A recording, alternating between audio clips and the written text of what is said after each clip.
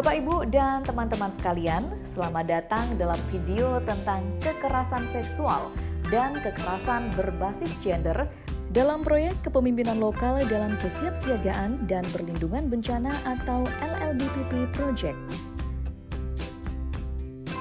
Proyek ini merupakan kerjasama dari Yayasan Plan International Indonesia, ADRA, Muhammadiyah Disaster Management Center, Red R Indonesia, dan Pujiono Center yang didanai oleh European Union Civil Protection and Humanitarian Aid.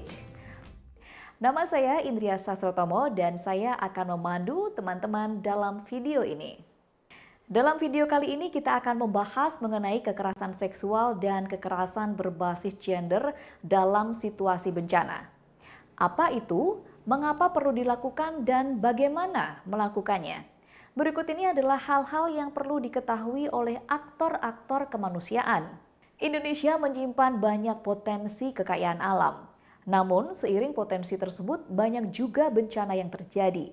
Padahal bencana tersebut dapat memiliki berbagai dampak negatif seperti gangguan terhadap kehidupan dan penghidupan masyarakat, timbulnya korban jiwa, kerusakan lingkungan, kerusakan harta benda hingga dampak psikologis. Dalam situasi bencana banyak hal yang dapat terjadi yang membawa kelompok tertentu menjadi semakin rentan. Kelompok yang memiliki kerentanan tersebut diantaranya anak, lansia, disabilitas, perempuan, orang dengan orientasi seksual atau identitas gender tertentu, hingga masyarakat adat. Perlindungan terhadap kelompok rentan menjadi tidak terjamin pada masa bencana.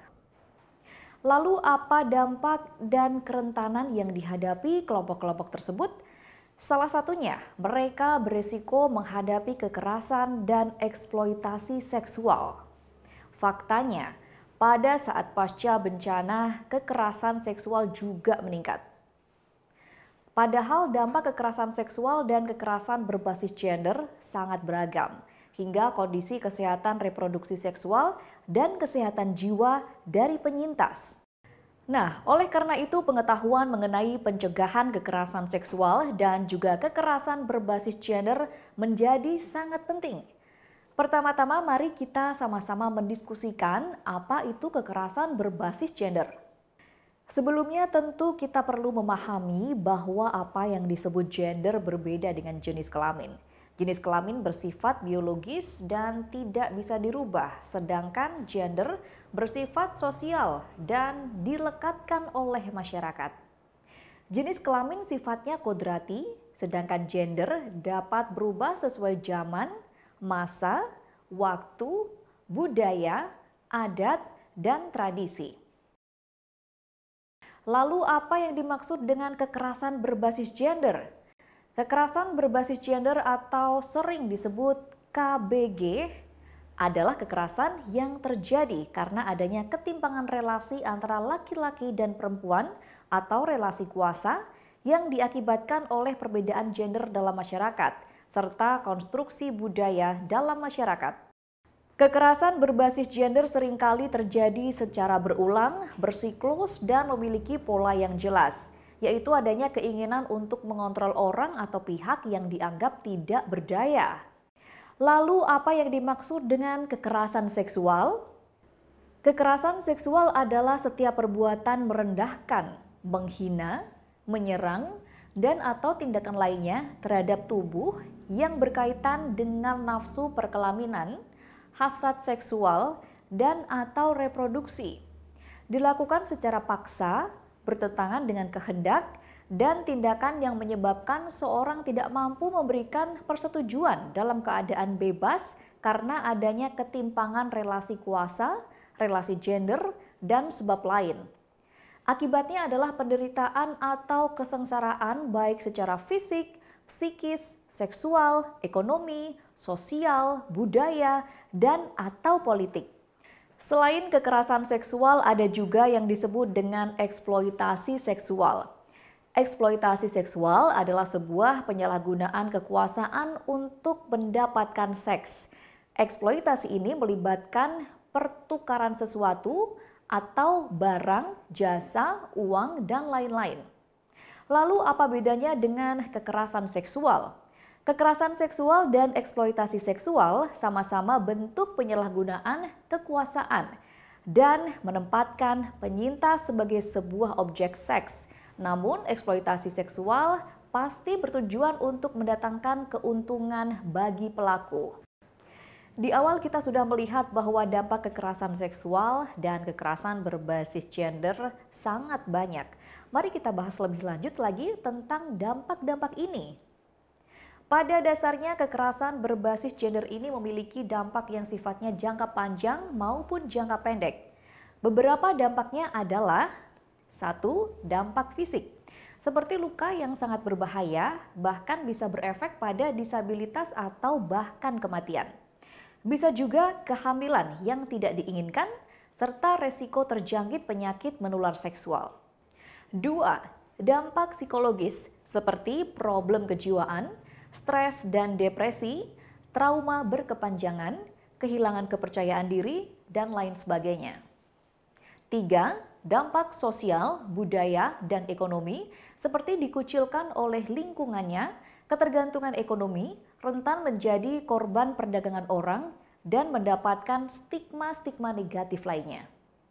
Dampak yang muncul pada setiap penyintas kekerasan bervariasi tergantung pada karakteristik kejadian traumatis tersebut, kepribadian, usia, gender, latar belakang penyintas, serta ada tidaknya dukungan dari keluarga atau sosial.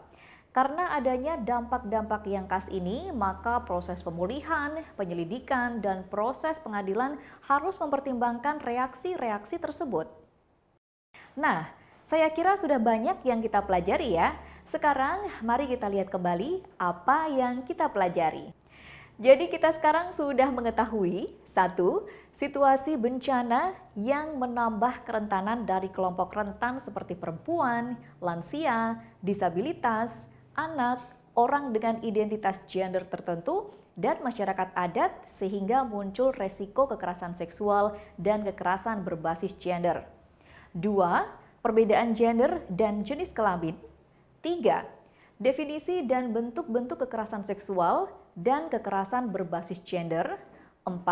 Dampak dari kekerasan seksual dan kekerasan berbasis gender. Nah, setelah kita mengetahui resiko kekerasan berbasis gender dan dampak-dampaknya, bagaimana pencegahan dan penanganannya? Pencegahan untuk mengurangi atau bahkan meniadakan penyintas kekerasan saat terjadi bencana sangat penting dilakukan, agar penyintas tidak menjadi double victims, yakni penyintas bencana dan penyintas kekerasan. Beberapa yang dapat dilakukan sebagai upaya pencegahan adalah sebagai berikut. 1. Dilakukan penguatan perspektif dan pembekalan yang berkaitan dengan gender, kesehatan reproduksi dan seksual, bencana, inklusi, prinsip-prinsip kemanusiaan, alur koordinasi, dan lain sebagainya. 2. Pada saat bencana, perlu dipastikan implementasi dari perspektif yang sudah dipelajari, keamanan berbasis komunitas di pengungsian, lokasi bencana, dan pemukiman perlu ditingkatkan. 3. Membangun mekanisme rujukan bantuan berbasis komunitas seperti livelihood, pendampingan korban kekerasan, pendampingan kesehatan jiwa. Lalu bagaimana penanganan ketika menemui kasus yang berkaitan dengan kekerasan seksual dan kekerasan berbasis gender? Beberapa yang dapat dilakukan adalah sebagai berikut. 1. Melakukan asesmen untuk menggali informasi mengenai kondisi penyintas kekerasan dan eksploitasi dan kebutuhan. Dalam hal ini sangat dibutuhkan kemampuan untuk mendengar, berempati, dan tidak menghakimi. Kebutuhannya bisa berupa bantuan hukum, medis, psikososial, dan ekonomi. 2. Pada kasus berat, biasanya penyintas ditangani oleh psikolog dan didampingi untuk rujukan ke RS, untuk visum dan penanganan klinis, dan ranah hukum seperti polisi, lembaga perlindungan milik negara. 3. Memberikan pendampingan, konseling, dan pendidikan kepada penyintas dan keluarga. 4. Membuat jalur keamanan lintas sektor di desa atau komunitas. Selain penting bagi setiap aktor kemanusiaan untuk mengetahui pencegahan dan penanganan kekerasan berbasis gender, penting juga untuk memiliki suatu mekanisme koordinasi yang bisa menjadi wadah untuk menggerakkan misi pencegahan kekerasan berbasis gender. Salah satu mekanisme koordinasi yang ada di Indonesia adalah klaster penanggulangan bencana yang terdiri dari klaster pendidikan, kesehatan, pencarian dan penyelamatan, logistik dan peralatan, pengungsian dan perlindungan, sarana dan prasarana, ekonomi, serta pemulihan dini. Ketika berbicara tentang kekerasan seksual dan kekerasan berbasis gender, mekanisme koordinasinya ada di klaster pengungsian dan perlindungan. Di dalamnya terdapat subklaster pencegahan dan penanganan kekerasan berbasis gender. Tugasnya memastikan perlindungan perempuan dari kekerasan berbasis gender, termasuk memastikan adanya sistem rujukan, serta memastikan keterlibatan dan pemberdayaan perempuan. Nah, terakhir kita akan membahas mengenai pentingnya monitoring dan evaluasi untuk pencegahan kekerasan berbasis gender. Monitoring dan evaluasi merupakan hal yang penting untuk menilai efektivitas program, intervensi dalam pencegahan, pengurangan, dan penanganan kekerasan berbasis gender dalam situasi darurat setelah bencana. Monitoring secara berkala memungkinkan menilai perubahan-perubahan di dalam lingkungan yang mempengaruhi faktor perlindungan terhadap para perempuan dan anak, dan melihat kualitas dan aksesibilitas layanan-layanan multisektor bagi para penyintas. Informasi ini dapat digunakan untuk memodifikasi program agar program yang dikembangkan sesuai dengan resiko proteksi yang dihadapi para perempuan dan anak perempuan selama masa darurat pasca bencana. Dan ingat, para perempuan dan anak perempuan harus diajak berkonsultasi dalam perencanaan program KBG dan memainkan peran aktif dalam monitoring dan evaluasi program. Nah, disinilah klaster perlindungan dan pengungsian melalui subklaster pencegahan dan penanganan kekerasan berbasis gender dapat menjadi salah satu pihak yang melakukan proses ini untuk memastikan bahwa aksi kemanusiaan yang dilakukan sudah mengintegrasikan prinsip pencegahan kekerasan berbasis gender dalam kerja-kerjanya. Bapak, Ibu, dan teman-teman, mari kita lihat sekali lagi ya apa yang barusan kita pelajari. Kita sudah mengetahui, 1. Upaya-upaya yang dilakukan untuk pencegahan dan penanganan kekerasan seksual dan kekerasan berbasis gender. 2. Koordinasi dan mekanismenya dalam mewujudkan upaya pencegahan dan penanganan tersebut. Salah satu mekanisme koordinasinya adalah subklaster pencegahan dan penanganan kekerasan berbasis gender dalam klaster pengungsian dan perlindungan. 3. Pentingnya monitoring dan evaluasi untuk mencegah terjadinya kekerasan berbasis gender.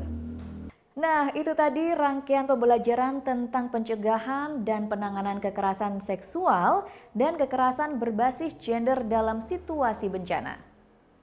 Dari pembelajaran tadi, kita bisa menarik kesimpulan bahwa penting sekali membentuk suatu wadah koordinasi untuk mensinergikan upaya perlindungan kelompok yang rentan mengalami kekerasan berbasis gender pada situasi bencana di masing-masing daerah, agar semua hak dan martabat masyarakat terdampak terpenuhi serta aman dari segala bentuk kekerasan. Terima kasih telah menyimak video ini.